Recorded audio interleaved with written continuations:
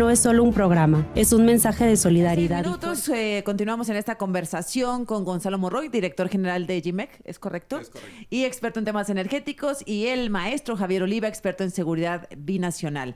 Bueno, hablábamos, a ver, ¿cuáles serían las consecuencias de que Donald Trump ponga en práctica, porque por ahora está en papel, ponga en práctica todo lo que ha dicho: deportar a millones de migrantes, combatir a los cárteles de la droga, cambiarle, que es hasta anecdótico, pues, lo del Golfo de México, hacer todo lo que dijo que haría, que pienso que el gobierno de México no le creyó, ¿no? ¿Cómo vieron primero la respuesta de la presidenta? ¿La pudieron escuchar, una parte? Sí.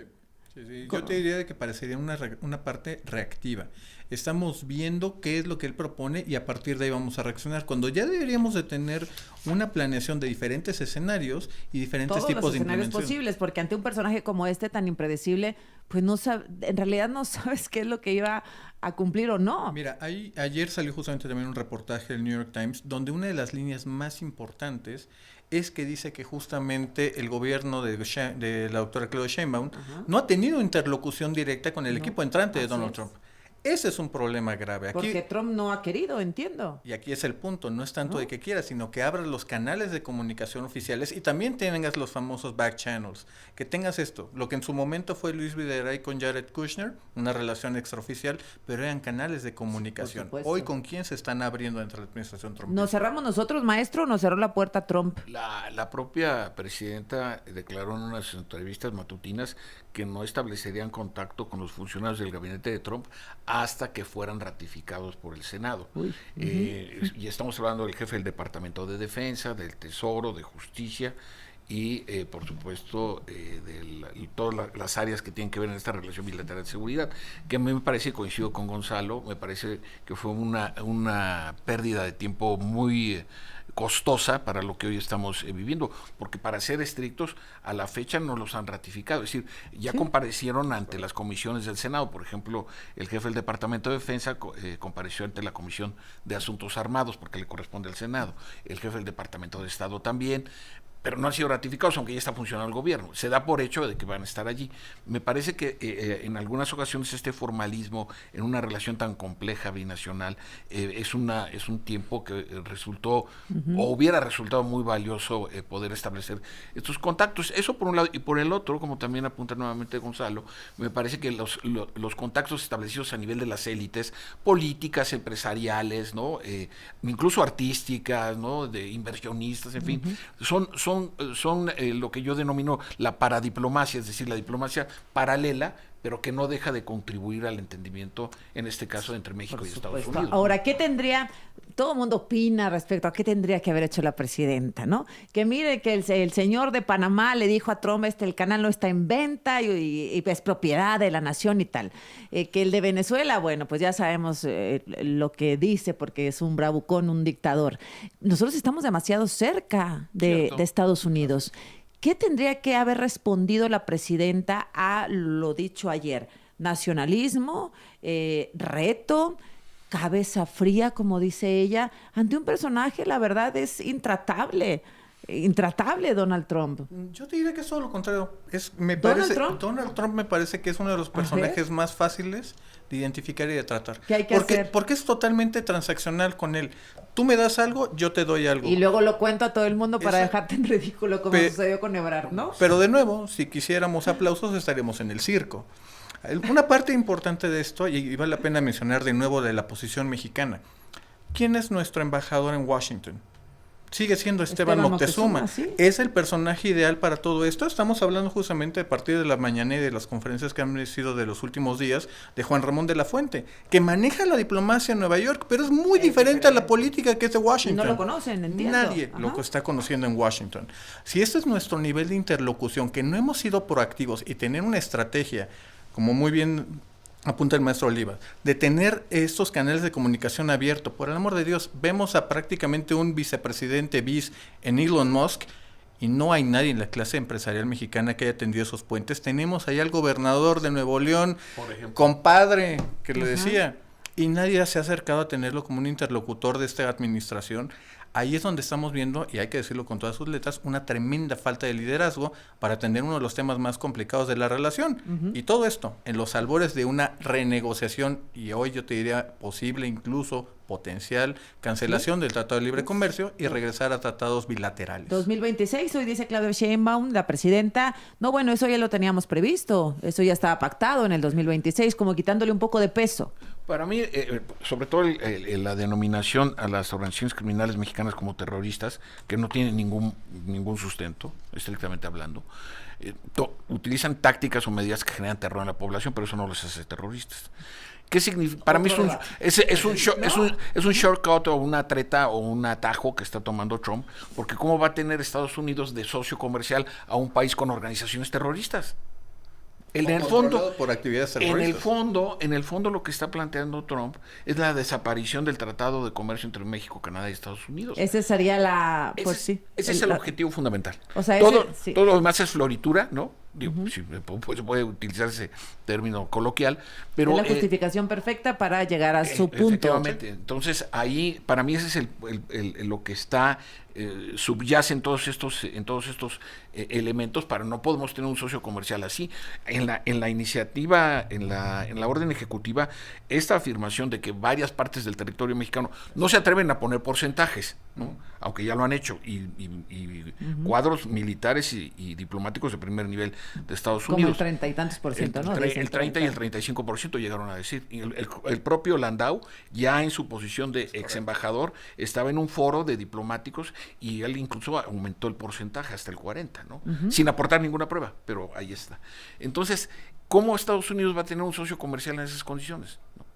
Entonces, es el proceso de negación de la posibilidad de la continuidad. Y un socio comercial al que además le vas a cobrar aranceles. Entonces, ¿qué caso tiene estar en un TLC si me vas a cobrar 25% de aranceles a partir de febrero? Hay una cosa que es donde toda la parte económica, eventualmente debo decirlo que soy economista de formación, muy bien. Todo esto que han hablado justamente del External Revenue Service, hay que decirlo y todo mundo coincide porque es evidente, esto no afecta directamente a los países exportadores, sino a los que están comprando en Estados Unidos.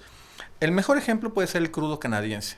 Estados Unidos produce cerca de 13 millones de barriles, pero importa 4 millones de Canadá, principalmente crudo pesado como es el venezolano o el crudo mexicano maya. El problema es de que estas son petróleo que llega a las refinerías que abastecen a lugares principalmente cerca de Nueva York. Si aumentar este 25% significaría que los precios de la gasolina y de los combustibles van a aumentar en Nueva York, matando precisamente los esfuerzos que pretende hacer Donald Trump. Le estaría cobrando un impuesto a los estadounidenses para mantener su idea de la soberanía. Y eso suena que es algo que hemos visto en este país recientemente. ¿Qué es lo que más les preocupa de lo dicho ayer por Donald Trump? ¿Qué es lo que más preocupa? Porque, bueno, pues alguien habla que es posible que invada México. Que me quedó esa pregunta. Eso está descartado.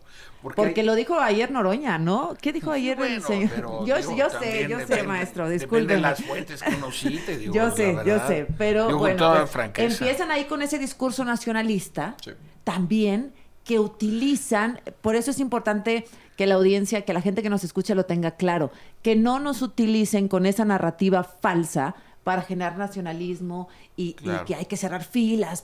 A ver, calma. También eso es no va a llegar el ejército. Algo que hemos dejado de hacer como país. Digo, también eso no es una reacción espontánea, es decir, se van acumulando los desafíos en una relación tan compleja. Pero déjenme señalar algo. Tiene años que trabajo el concepto de diplomacia militar. En las democracias liberales como la mexicana y la estadounidense, las Fuerzas Armadas responden a los intereses del Estado-nación, no del gobierno en turno, sea quien fuere. Correcto. ¿No? Con gobierne. Entonces, paradójicamente, las relaciones de lo que denomino, insisto, diplomacia militar, están contribuyendo a darle propiamente estabilidad a las relaciones entre dos democracias, como en este caso la mexicana y la estadounidense. Y este es un punto muy importante porque los niveles de colaboración, la pertenencia según los criterios del Departamento de Defensa de los Estados Unidos, México está incluido en el Comando Norte junto con Canadá, Bahamas y nuestro país. Es decir, hay una representación de México en las áreas estratégicas de las Fuerzas Armadas de Estados Unidos como enlaces, que estos son como delegados militares, si se le puede llamar así. Entonces, esa es una ruta que... Y otro tema, Susana. ¿Me lo dice ahora que regresamos del corte, maestro? Me quedo así. Son automáticos, así que vamos y regresamos también para concluir. regresamos para cerrar esta muy interesante conversación con Gonzalo Monroy y el maestro Javier Oliva, que se quedó pendiente, maestro, en decir que le preocupaba justamente la situación de quiénes serán los contrapesos en los Estados Unidos, ¿no? Indudablemente, pues el día previo hubo una manifestación muy concurrida ahí en el mall en Washington. Me parece que hay que estudiar de manera detallada, y nunca es tarde para hacerlo, las relaciones civiles militares en los Estados Unidos. Comentábamos fuera del aire que, y Gonzalo también lo ha apuntado, coincidimos en ese punto, en donde no hay representantes de la comunidad afroamericana en el gabinete de Donald Trump, ni tampoco pertenecientes a la comunidad asiática, y me refiero, de Asia del Este quiero decir, y me refiero a los primeros cargos, ¿no? Es decir, a los más relevantes.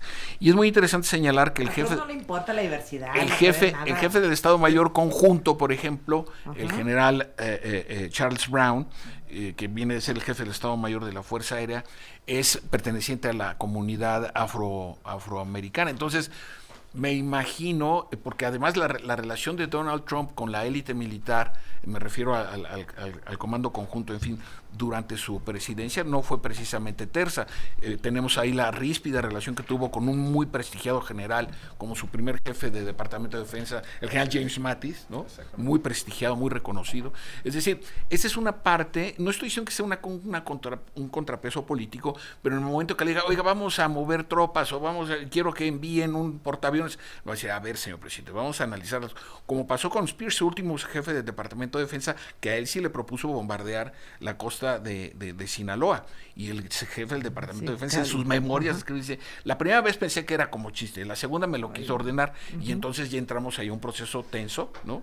Entonces, ¿quiénes van a ser los contrapesos ahí, ¿no? Entonces, y que los escuche, y que la sociedad los escuche, porque la verdad es una sociedad absolutamente seducida por la personalidad de Donald Trump. Totalmente. Y hay que decirlo, Azucena, es un fenómeno global. Sí. Y lo estamos viendo la caída de las instituciones y estamos viendo la subida del caudillismo, y lo vemos en diferentes partes del mundo. Orbán, ¿qué decías? Víctor Orbán es el mejor ejemplo, lo vemos con un Milei, con un Bukele, invitados los tres a la toma de posesión del presidente Trump.